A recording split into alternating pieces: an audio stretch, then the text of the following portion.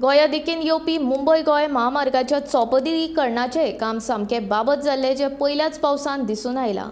पत्रादेवी ते धारगळ मजगती आशिल्लो न्हयभाग बायपास रस्तो पुरायपणान खचला। देखून ह्या पावसाळ्यान ह्या जाग्याचेर गंभीर अपघात जावपाची शक्यताय आसा। रस्त्याचो भराव खचिल्ल्या कारणान हांगा हुंवार येवन लागींच्या गांवांनी उदक भरता। उदकाक भायर वचपा खातीर वाटूच उरिल्ली ना, देखून घरां आनी देवळांच्या गर्भकुडींनी लेगीत हुंवाराचें उदक भरता। ह्या परिस्थिती बाबत थळाव्या अधिकाऱ्यांकडेन जाप विचारपाक गेले तेन्ना तांकां उरफाटी उतरां मेळटात। थळावो आमदार लेगीत ह्या परिस्थिती कडेन जाणीवपूर्वक दुर्लक्ष करता असो आरोप थळाव्यांनी केला।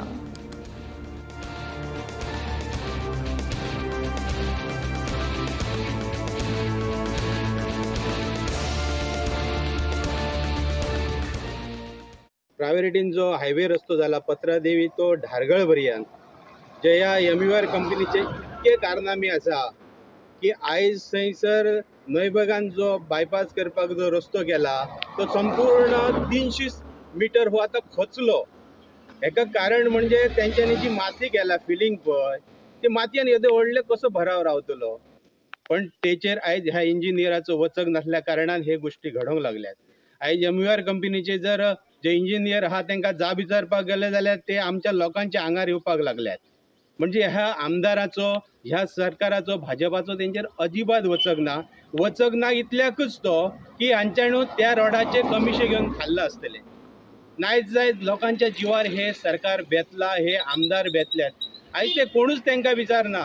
आयज शेतकऱ्यांक थंयसर कम्पेन्सेशन ना, जो रोडाक जमिनी गेल्या तांकां कोण विचारनात, ते दरडी बसोन घरार वयता, पाणी वयता, हे कोणाचेच कोणाक पडलेले ना।